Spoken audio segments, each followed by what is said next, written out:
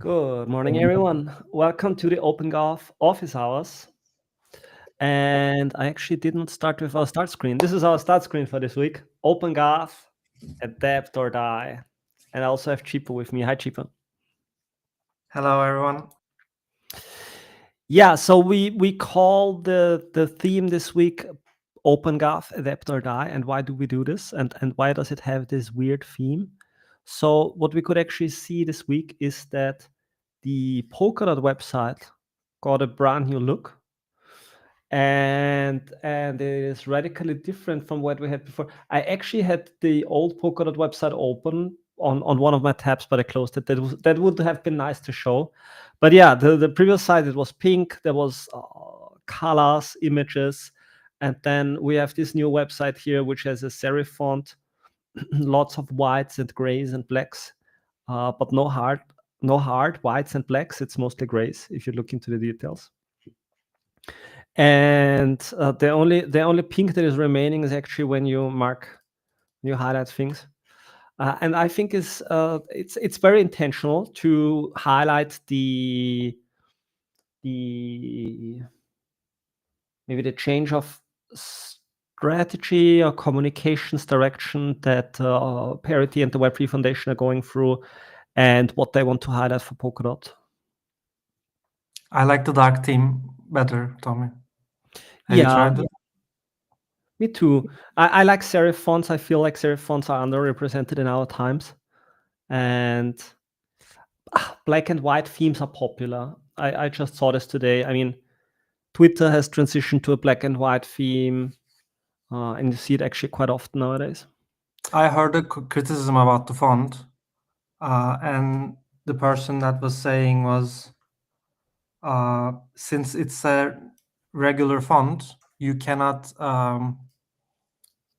put basically IP rights on it, I guess, like as a logotype. It's called like DM Sans or something. What is it? DM Serif and DM Sans. Is it not copyright free fonts? I don't know. I have no idea. DM Sans. Let's see. I mean, we don't even know if this is gonna sustain for a very long time or not. We don't even know if it's gonna sustain for a very long time or if it is just marking a transition right now. So I don't know. People discuss it a lot, but I wouldn't bet too much on. I don't know. I wouldn't put too much emphasis on it right now, because so maybe to give everyone an understanding, the transition that is going on right now. I realized I had the light theme on for the whole day. The transition that's going on right now is that Parity is lining all the changes up, and they're coming out in a sequence. So we will see. Maybe I should draw this. So we have a sequence of events coming, and the first thing here is we need the hub for certain things. We have a timeline here. Let's look at the timeline. It's a little bit out of line. Let's make it new. So we have the hub, we have the app, then we have the stablecoin transfers. There is chat functionality. And then you have this app portal through which you then will see all of those products. So let's call this the portal. So, and I think I saw a login button on the new website. I mean, people are posting about it. Yeah. So I assume the website will be integrated with some of those things. Yeah, and so this is what Gavin has been alluding to at the Sub-Zero, is that the app essentially, like the app is the portal. That's what he said during Sub-Zero, right? And then I don't know how to call this. I don't know where the products are, right? So there will be stablecoin transfers and chat. This is the app that we saw during Sub-Zero, this sort of confidential event when everyone was allowed to download the app. And it had these two features. You could send stablecoins and you could chat. So my guess is the very next step here is that this portal, I think an app will launch, and maybe it's, I don't know, like should be like containing those things. So this is the very next step. And then you will need, do you need Hub for the stablecoins? You need Hub integration. No, you don't need Hub for the stablecoins. So the Hub, the smart contract, let's say smart contracts and not just Hub. So the smart contracts on Hub will lay the foundation, right? So smart contracts will be launching, I think they postponed it by a few weeks, but let's say January 2026. Yeah. So this lays the foundation for the apps. And then this here can be in parallel or separate, but I don't know. I don't have inside information right now on the point in time of when the app launches, but we had a demo already. It's so I don't know. Like if you ask my feeling, I would say January, February for the app.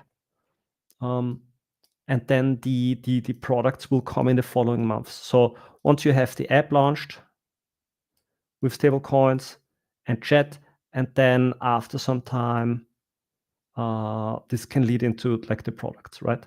So and then they come a few weeks, months afterwards, whenever a product is ready. I think we can also add proof of personhood to app too. Yeah, true. Next to stablecoin and chat. So people, let's call it Polkadot people.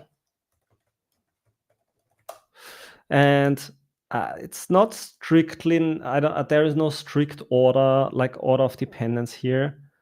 And I don't know if they will they launch the app just with chat and stablecoin, like they showed it during Sub-Zero, or will it already include Polkadot people? It's open.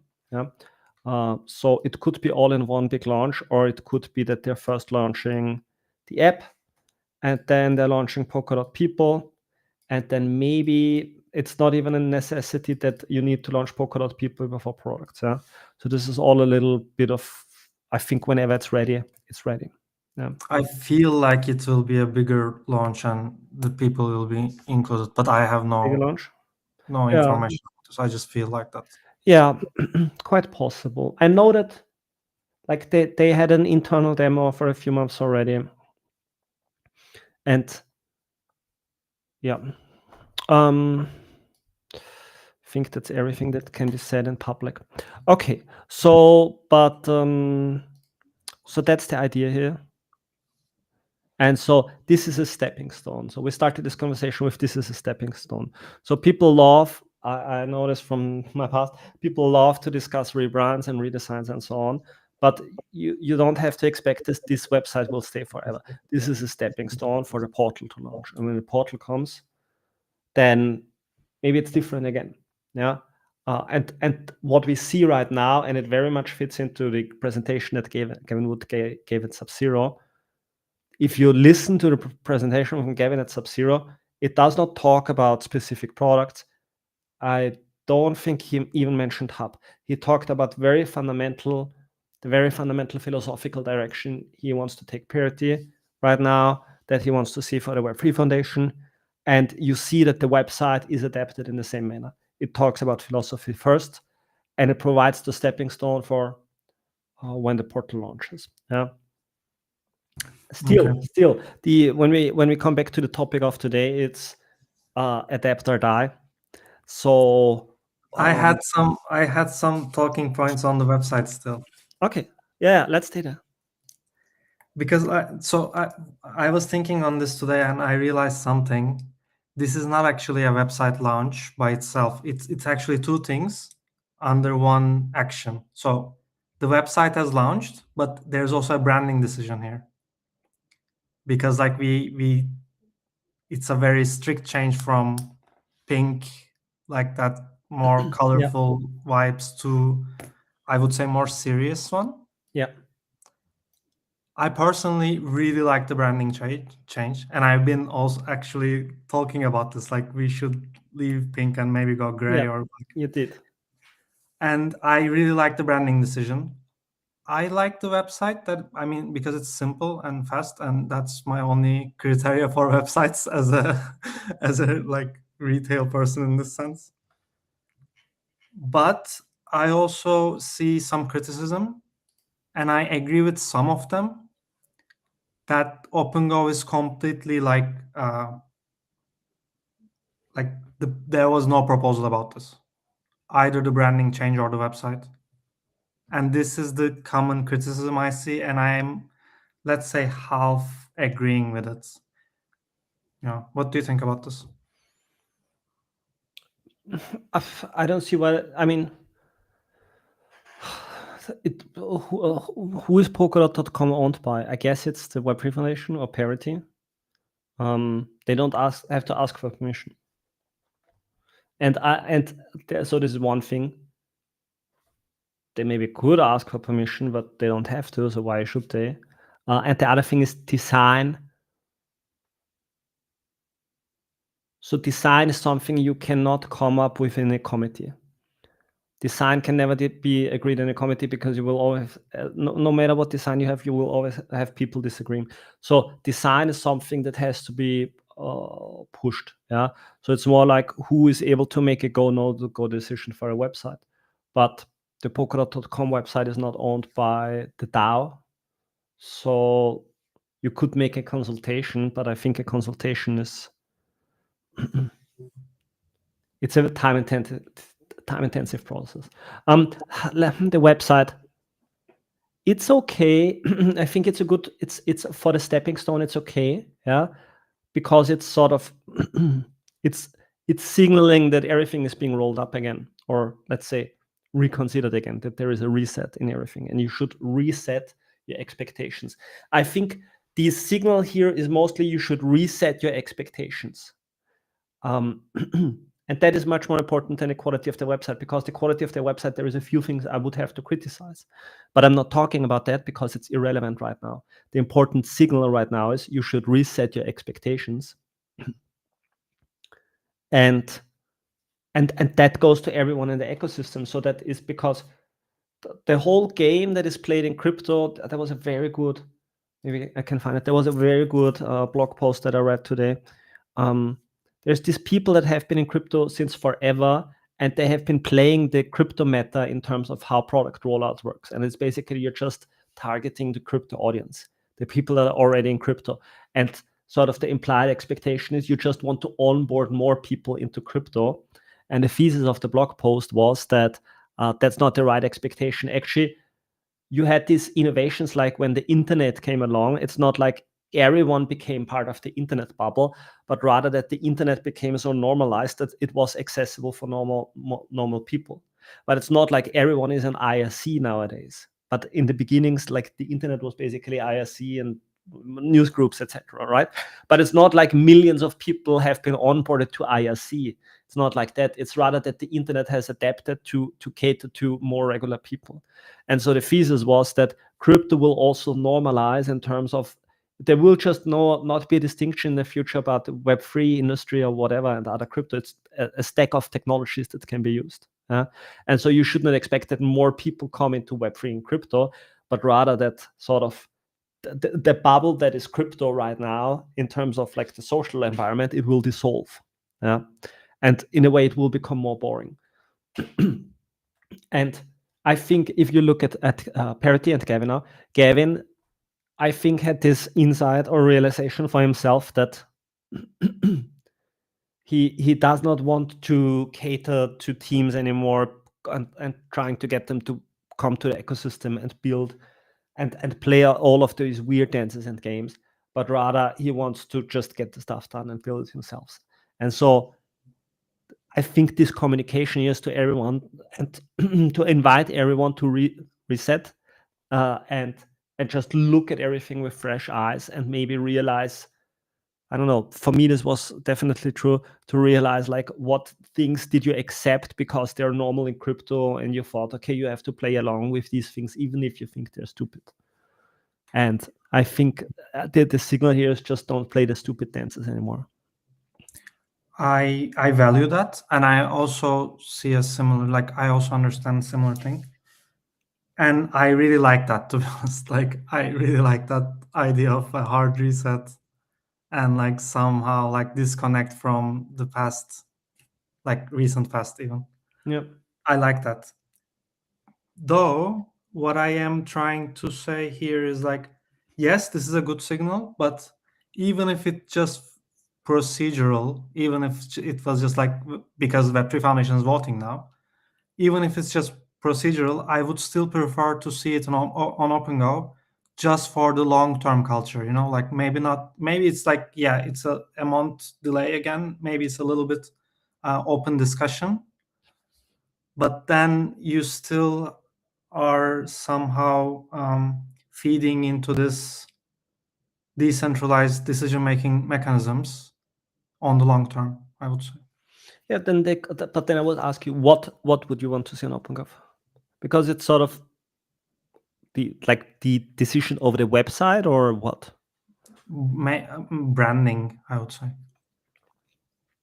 Because do you remember in the previous branding decision, there was also an OpenGov proposal? And yeah.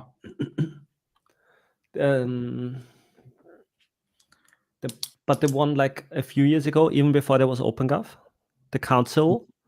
Yeah, it wasn't an OpenGov, but like a council proposal. But Yeah, there it was a compensation for an agency to pay the fees for the brand kit, right? But there was still a discussion, like we voted on different styles, etc. Like it was more interactive in a way. I mean, Parity is gonna publish an app that is called Polkadot. Yeah, it will be the similar.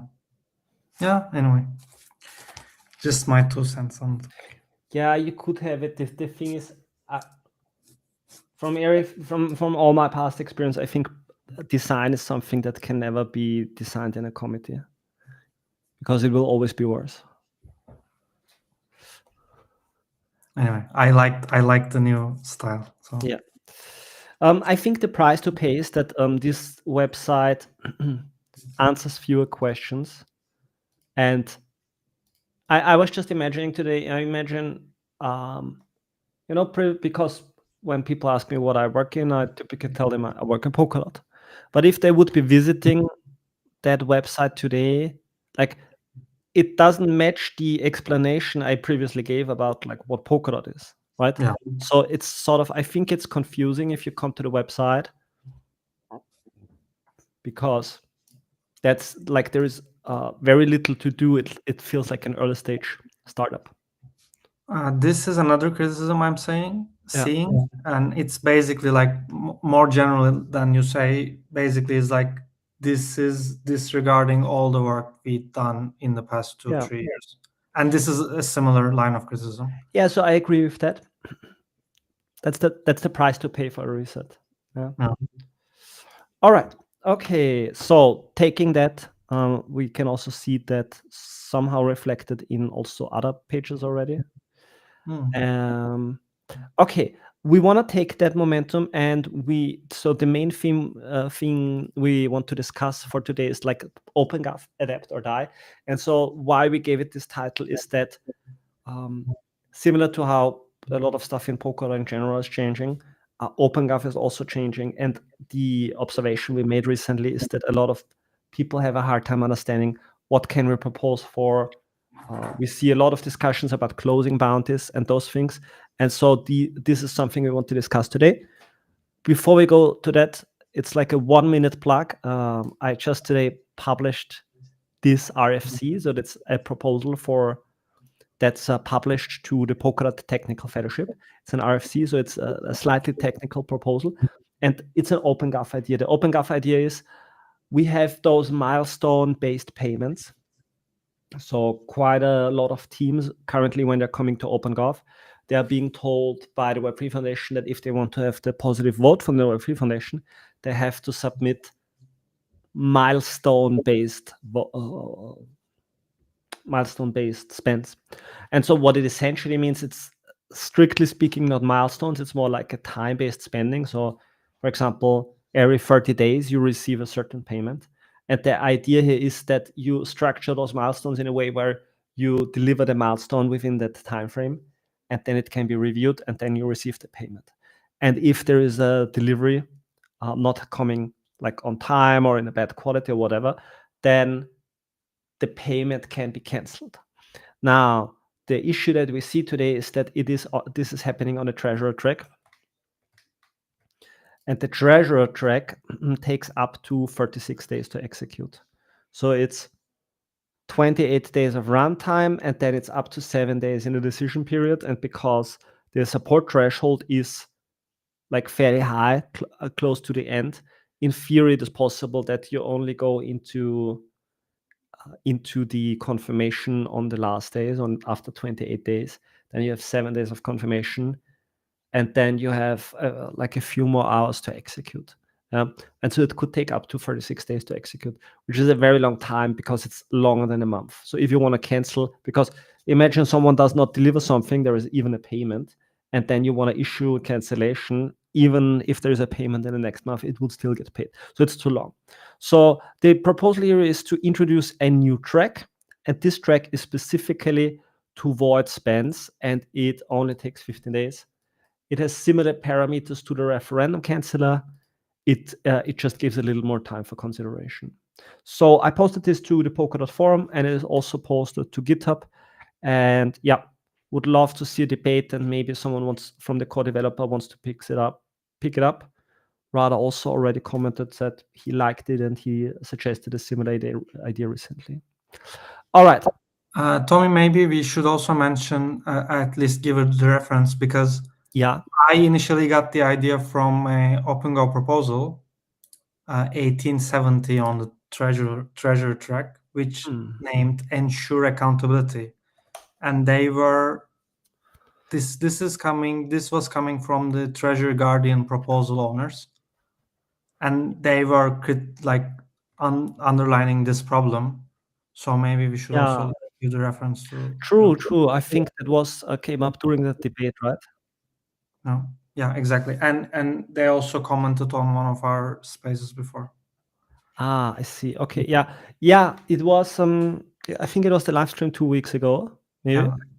Yeah. Because like we discussed it in the live stream 2 weeks ago, and then I took down a note, and then I don't know, I fell in love more and more with the idea of just putting this out as a RFC. It's open if it gets picked up, even if it is a popular idea, because the fellowship is running on its own tempo. But at least I could reach out to Dom. And the change, I was looking a lot at the code today. The change is comparatively trivial. There's just like very few places where you need to change code, and it's not too big changes. So it should be doable. So I think I will reach out to Dom and ask him if he wants to pick up the idea. Okay, good. All right, then moving on. So the main part for today is we want to just talk about bounties, and we want to talk about how do you have to adapt if you want to continue playing OpenGov, and for new proposals coming in, what would be the right strategies to approach this in 2026 and going forward. Let's start with bounties then. Let's start with bounties. So we have a couple of proposals on the treasure. One of them is closing UX, proposed by Joseph. Yeah. And the other is closing legal, proposed by Saxenberg. Do we have any other? I mean, the marketing and pioneers were on confirmation, so they should be closed any day now. Okay, give me a minute. So, okay, what we already completed is close the marketing bounty, and what was the other one? The pioneers prize and also games. Yeah. So these basically confirmed. How do we color this? In red? Red for that. And then we have your X bounty, and then the other was legal. Legal, yeah. And games. Okay. So we have a few. So we know that for the Pioneers Prize, this was already planned, right? In a way, yeah. It's a bit big. Yeah. Maybe I can make this smaller. We have other shapes. No, I'm gonna make a small shape here. Okay, this was already planned. Like for the Pioneers Prize, I know it was already planned because we raised this and it was already a discussion at the point. And games is games bounty description, like the closure referendum description is saying it's based on the curator's demand. So it's also, I would say, confirmed. Okay, so this one is ongoing. And is there submitted referenda for those? Yeah. Web3 Foundation. Good. Web3 Foundation submitted them. So the Web3 Foundation submitted a closing proposal for the UX bounty and for the legal bounty. No, these are from Joseph and Saxenberg. Yeah. Games is from Web3 Foundation. Yeah. Because you just said the Web3 Foundation. Sorry? You said the Web3 Foundation for games is. For games. Yeah. Mhm. Okay. Maybe I can find them really quick. This is 1807. Yeah, there is a forum post closure of the legal bounty. I was looking for the forum posts so we can maybe quickly pull them up. I think legal has been discussed on forums, but UX was more on Twitter. No, but UX, there was the post by Josep. Yeah, it's also on the forums. Yeah, correct. Yeah. So there is this post here by Josep discussing the UX bounty. And I would say it's mostly based on arguments. Yeah, and there is actually numbers. I would say I disagree with some of the arguments from Josep. I agree with some of the arguments. But I think the forum post is very, like, from the core logic, it's a good forum post. I mean, it's like, I think one of the most important things, like, I'm not picking any sides here, to be honest, because I want all bounties to be accountable. And as far as I can see, Josef's questions were okay, so I have no problem. The thing is, like, UX bounty is the most auditable bounty, which is like, it's my only criteria. And this was actually like what Josef did is a good thing, you know, like it shows that the bounties are auditable by other members of the community, which we want for all of them to basically. Yeah, and it's the right approach if you want to engage with something. Is you write this kind of forum post? Yeah, you take certain ideas or dynamics, and then you go based on that. Okay, so I found a few from the forum posts. There is marketing about the deep dive revived. And then because there was this suggestion after the forum post was closed that if anyone wants to continue, they can start a new post. And then sort of there was here were Anton's responses to the allegations on the marketing bounty. Okay, Pioneer's Prize, I don't think there was a forum post, and Games Bounty, I also don't think there is a forum post, right? No, I don't think so. Okay, so what we see is that 2 bounties have been closed, 3 are in the debate.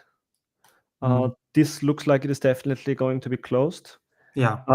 But what we see overall is that there is like a broader campaign going on to re-evaluate the bounties that are here, right? And I guess that that inspires everyone that always had a problem with a certain thing to review it and bring it up to the discussion again, because maybe now there is some energy to actually sort of review it now. And they should be reviewed because, for one, we have a change of strategy as an ecosystem, and 2, they like in any condition they should be reviewed periodically. So yep. I actually wanted to talk about that in terms of UX bounty. Like, I haven't engaged with the discussion because I think the UX bounty doesn't serve a lot of purpose right now strategically, like regardless of the criticisms on the forum post. I think it's not needed anymore because it was to provide UX feedbacks to the products that are being built on the ecosystem. Yep. But now we know the products will be built by Parity. Yep. So Parity should do its own UX work, and instead of like OpenGov doing it for Parity, right? Yep. I mean, that's my. Yeah, and so what I also see in chat is we have one of our Twitter friends here, this is the guy that proposed the Polkadot avatars proposal. So I would say, like, in a few minutes, we will go into that also and compare it. We need to make a few more points, but we will go into that also. And so I would say, starting here, the one way to understand OpenGov, or one way to understand what is the strategy of OpenGov as a whole, is to look at what kind of theories are being accepted or rejected. And so one theory, for example, could be, like, let's pick an obscure one to make the point. Polkadot should own physical property, like houses. Okay, that's a theory of what OpenGov should do.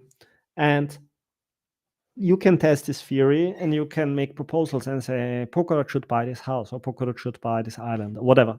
And then you see, like, is this an acceptable or not acceptable theory by like observing how OpenGov reacts. It's maybe a little bit of a crude metaphor, but stay with me. Now, we saw this being tested in practice on a few areas. So, for example, this year, we saw these business development proposals where it was like, hey, we want to build this business or that business. We want to build this product. And these proposals overall have been more rejected than accepted. I think Apelon was one of the exceptions this year. And this was very different from last year. Last year, much more product-based proposals have been accepted, but there was a shift in sentiment. And now this year, more of them have been rejected. And so if you look at all of those things in their totality, you can say this is what OpenGov currently wants to do or doesn't want to do. Yeah? And so we have to look now at the Web3 Foundation coming in as an active voter. How do they influence the overall outcome of what is happening in OpenGov? And what is basically the new theory of OpenGov? What is the strategy? What gets funded and what doesn't get funded? And I think the important question to ask at this point in time now is, because previously this was taken as a given, and it is maybe not anymore, and that is supporting the broader ecosystem. Yeah. So previously we had bounties like marketing, which supports the broader ecosystem, not just the core Polkadot protocol. You had the UX bounty and the legal bounty that are supporting other parachains or products building on top of Polkadot. You have, and then there is other bounties like the Polkadot Assurance Legion, which is providing audits for parachains. You have IBP. You have the, is it IBP that is supporting collates and RPCs? Yeah, and then there is, I guess, if we look into the list of bounties, we see a few other ones. So fast grants bounties supporting like small projects. I mean, basically every bounty in a way is responsible for supporting some part of the ecosystem. And I think the broader question to ask right now is, what amount, like, is there place to support projects in the ecosystem? Yes or no? Yeah, and to what extent? And so this is the theory that is being tested right now. And I'm not saying it should be one way or the other. I'm just saying, if you want to adapt, you have to ask the questions of what is the current, like, horizon? What is the horizon? Or what are the crucial questions that help us understand what is actually going on? And to me, it feels like right now asking the question of what in the ecosystem actually gets supported is the crucial question to ask. Yeah, and maybe we can look at the recent referenda, how they have been decided. Oops, that's wrong. Actually, we have a question in chat, which is like very much. This You one? want to check that? Yeah, this one. Okay, so the comment here is, important point, we know about the master issue. Please don't okay, this is for the ref that we're gonna review in a minute. Yeah, we're gonna be there in a minute. Okay. Okay, so let's look at all the referenda that were recently voted on. Referendum. I wanted to highlight that comment because in the comment it says we really need the opinion about product vision, progress, and the ecosystem alignment. Yes, he's asking it, I believe, for his own proposal, Yeah. but maybe we can give a more Yeah. general answer for more proposal. Yeah. Yeah. Let's just quickly look at the recently accepted and rejected proposals, and then we go a bit into it. Yeah, Okay. okay. So, okay. So, okay. So rejected Kit development funding. This one was without the Web3 Foundation. They did not participate in that. Yeah. Okay. Funding for reactive DAO and related developments. So this was an SDK that was supported. This was a technical vote. There are not much proposals that have been passed on. Yeah, there's more in the deciding phase, right? Mhm. Ink Alliance, like even like very technical ones are getting And this is the third time for Ink. yeah. Closing the marketing bounty. Okay, so most of them are still deciding. Region X Hub. Yes, So this this has to was do with one of core time. Okay, so Mhm. core time seems to be safe, which means parachains have a possibility to continue. Okay, so we don't have a lot of data points yet, and I don't know by heart like which ones have already been voted by the Web3 Foundation. This looks like it. Close the UX bounty. We have 90 million dot on I. Yeah, it seems like they voted on that. No. Yeah, this looks like Web3 Foundation, does it? Yeah, and it should be a new thing. I mean, I don't remember the last time I checked, but this morning I don't remember seeing this. Yeah, that's it. Yeah. Yeah, so Web3 Foundation supports closing the UX bounty, which means you could assume they are agreeing with the arguments that were being made by Josep. Maybe they have different reasons, but that's the best reference we have right now. Yeah. Okay. Advancing OpenGov's core. Ooh, I haven't looked at that. Yeah, this is from Polka Assembly. Yeah, right. I And think it's also voted Neon, yeah. which is interesting because this price point is, I believe, below what Poke Assembly has been recently asking for. I think this is more about like Is this Q4? Tommy, we have this thing with like big projects building on Polkadot, like with Nova. I'm not sure about Talisman, but with Polka Assembly, like these quarterly retroactive asks, which are like fairly big for retroactive payment. I think this is more about that, to be honest. What do you mean?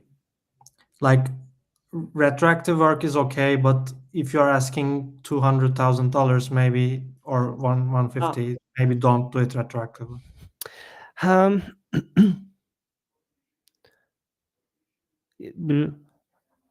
So I would say in general, you want to know, like, is this something we want to have in ecosystem or not? And then for which price point? And I believe it's written in a weird way because it says Q4, but the previous price points, if it's for 1 quarter, then it's higher than previously, because I think previously 1 year of Subsquare, I could be wrong, but I believe 1 year of Subsquare and 1 year of Poke Assembly was each about 500,000. I'm not really sure, and maybe there are more features they just built. I don't know.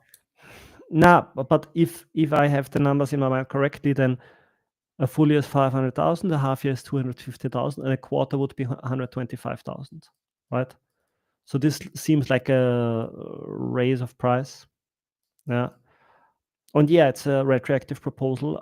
But so the question is, because I think how Poker Assembly previously operated is they made some guesses about what would be great to have in the future, and then they built that. And what we saw in the recent weeks is that there's always a negotiation going on for the bigger price points with the Web3 Foundation until they have a say.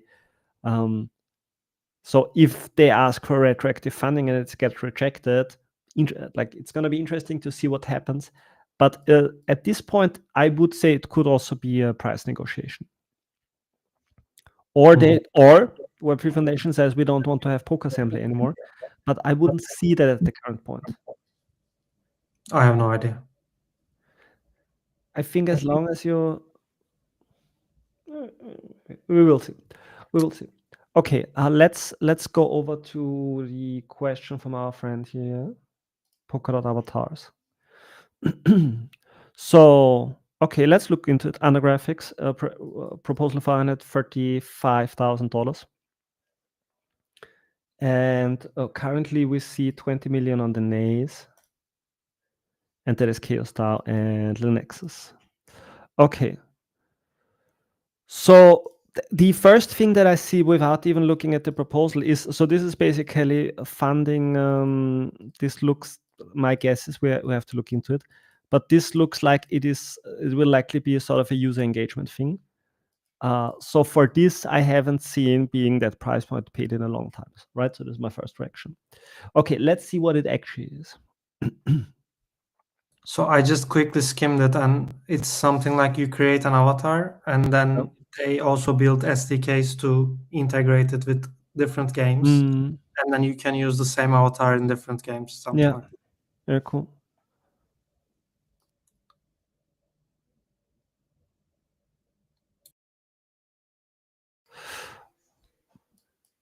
Okay, so it has SDK integrations, mini games, partner IPs. Yeah. Okay, so it sounds like an interesting idea. It sounds like something that I would love to build too. I think it doesn't fit what's currently like this. Like proposals like this have been rejected for more than half a year now, or like almost a year now. There was some funding for the games bounty, but that also is ending. So I would say in the whole context of the conversation we're having today, what actually gets funded in the ecosystem, it does not seem right now that projects are getting funded for building on Polkadot. And so you have a working proof of concept, yeah. So I think the question is what gets like what, and that goes to the core idea of what is the responsibility of OpenGov, what kind of project should it fund, yeah. And I think at this point it can make sense because it gives us a good proxy is to go to the Web3 Foundation blog. And but the Foundation haven't voted on this yet. They haven't voted on this yet. It's just a 3-day-old proposal. Yeah. So what I saw on Twitter today was the proposers were asking Chaos DAO, because like basically only Chaos DAO vote is there currently. No other DVs even voted, so it's fairly early, I would say. But I mean, it's a huge vote. So okay, let me start with the Web3 Foundation, and then maybe we can discuss like how might Chaos DAO look at it, if we can look into their mind. So this is the Web3 Foundation grants program. So grants is not OpenGov, but I think for the moment, like lacking more data points at the moment, this is the best approximation we can have is what are the priorities of the Web3 Foundation to make a guess of how they will vote, and sort of to get through to what is the current overall voting regime. Yeah. Okay, user-centric innovation matters. I would say the avatars might match that. Strengthening the dot economy. So here it's about does it bring value to dot? Yeah. And that can be quantified very easily. You can say how much money are you spending and how much money is flowing back into the dot economy. And you actually need to have an active economy going on where there's a lot of volume, transaction volume, and eventually being transaction fees paid to the network so that this makes sense. Which if you run a back of the envelope, let's say one transaction is a cent, then you would basically have wait, this is wrong. you would basically say you're asking for 135,000 times 100. So you would need to generate like 30 million transactions if you go purely by the economic value. If you would generate 13 million transactions, then this would make sense from the pure ROI perspective. Or you come with an argument of there is sort of like some kind of marketing value to this. But recently, the network has not been too open to this argument. So if you say strengthening the dot economy, projects that create tangible demand and usage for the dot token, right? Which could mean, is there dot being bound in the project in some way? Is it used as collateral, or is it used as the primary denominator for NFTs or those things? This would be an argument that you can say it strengthens the dot economy. So we would have to look into this project and see, is there like some kind of like economic value being bound? Okay, so Anders says we already showed it to the Web3 Foundation. They just can't allocate more than 100,000. That's why we decided to go for OpenGov. Okay, cool. Rather, you haven't checked our product. Check the full proposal, please. And ready-made work. Let's make a common stream together. I'd show you everything. Okay. Yeah, I mean, it's more of an OpenGov stream today, but do we have a link to the proof of concept?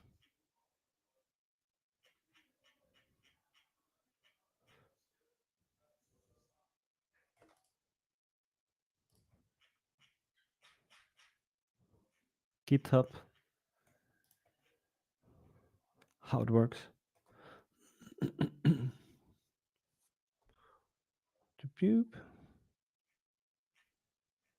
A slide deck.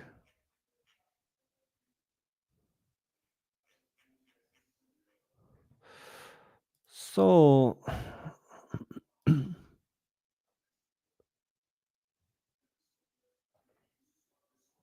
okay, this is like a game demo.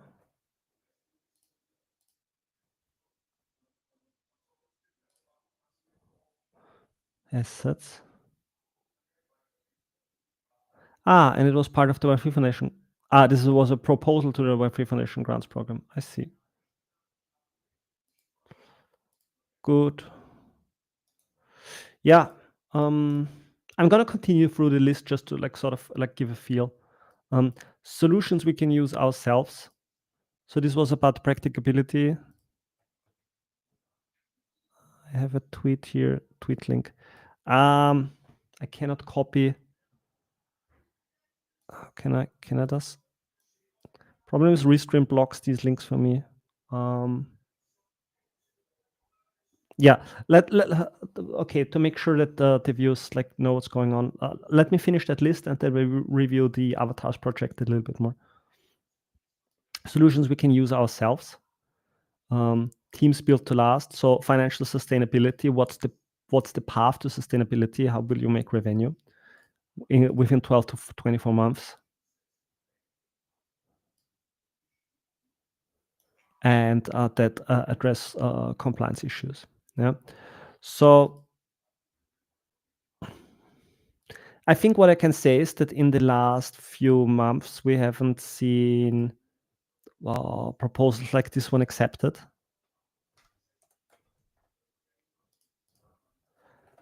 So then the question is it something where people feel this is really, really necessary? And I think the issue that many people here see, and where I would guess maybe the criticism of the Chaos people would also land, is it's building infrastructure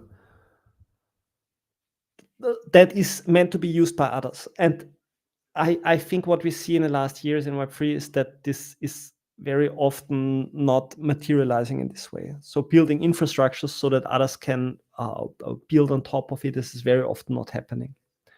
And asking for funding for something that is intended to then generate 13 million transactions, that's quite a bunch, because like finding a relevant share of gamers today is really, really hard. Like even if it is across multiple games. But I don't know. Do you want to assume you have like 10,000 players or 100,000 players? I mean, I think 10,000 players on Polkadot, I think everyone would already go crazy. But then if you had 10,000 players, then each of them would need to make like 1,000 transactions and basically leave $10 on the table. Right, so that would be 10,000 players for $10. Like you need to go into the unit economics of this, and I think that's something that is very often you don't really see happening.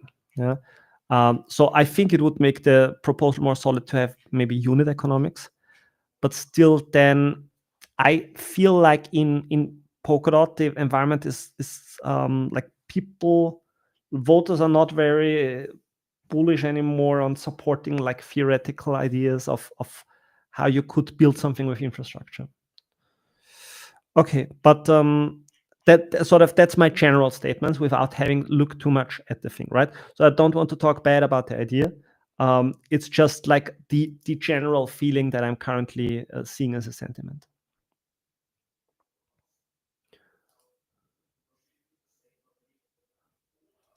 Jeepa, any comments from your side? No, it's just I didn't have enough time to like. I would spend at least like 1 hour to like check out what's happening with the proposal if I would vote on it. Yeah, and please note, one comment I have is like I know how these DAOs vote. Like there are Linuxus and Chaos DAO votes there, and normally their voting is like after they vote, there's like 7-day window until the vote goes on chain. So it's like they are voting on specific times. Yeah. And in order to go out of those windows, they need to like force vote manually. Yeah. And this looks like has been force voted in 3 days. Like it's a rushed vote. I wonder why. Like, was 3 days more than enough to like I don't know. Me being silly. That's all. Yeah, I see. I want to say I've been building games in the past myself, so I like very much understand if you are keen about building.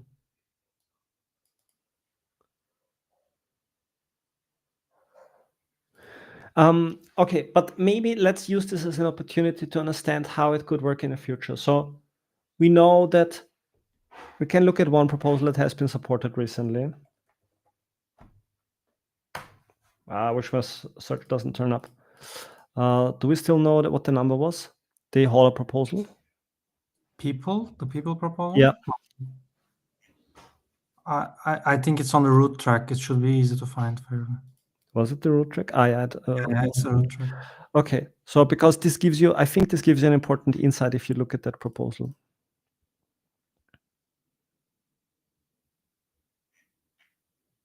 What is going on? Is there so many root refs? No. Wait, I will tell you. Where's the past root ref? Yeah, subsquare can be confusing a little sometimes. So this is I'm also new to OpenGov. 1783. Okay. So 1783. So okay, what do we see here? What has been a priority? Polkadot people. Polkadot people has been a priority, which was onboarding people into the system. So this is one thing that we see, and then part of, as we discussed earlier today, part of the new system, what is relevant is market like products, stablecoin usage, and having people in the system. So we see that these things are relevant, and we see a lot of debate going around, like bringing Polkadot people into the system. So I think any kind of game or social experience that would bring people into the system, or that would increase the adoption of the stablecoin within the app, and sort of like this environment, once it's there, I think has a much better chance of sort of feeding into a closed economy that can because right now I think the focus will be on like bootstrapping this closed economy where you want to have like loops of money going around and sort of getting economic activity and velocity started. And so I think the focus should be on considering, okay, how can we onboard Polkadot people? How can we increase the stablecoin utilization there? And I think that this is some of the things that we will see that will receive support. So everything that will support this small bootstrapping community and economy.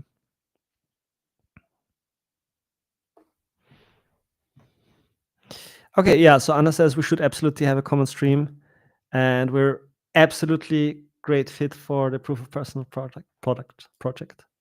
Yeah, hey, if you want to organize a Twitter space in the next few days, I'm very happy to also join the Twitter space. Good. I feel like we're coming to an end of the full hour. Zooming out, I mean, we did not discuss actually most of the bounties that we wanted to discuss today. Yeah, but we already discussed the ones that are being voted on. Yeah. So. I think the general question to ask right now is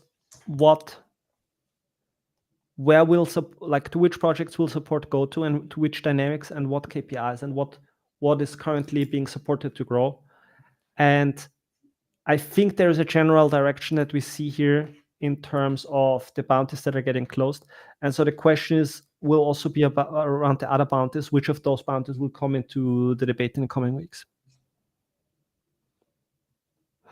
Okay, Ander closes our conversation here with perfect. We'll have an AG soon as well.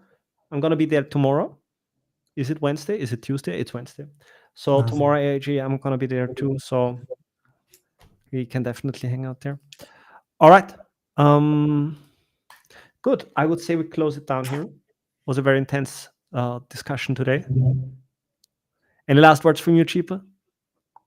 No, I was thinking just a minute ago, I was thinking, do you remember when the new Argentinian president came to power?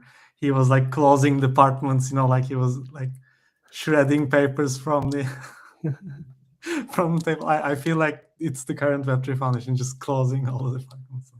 Sometimes you have to do a reset. Okay. All right.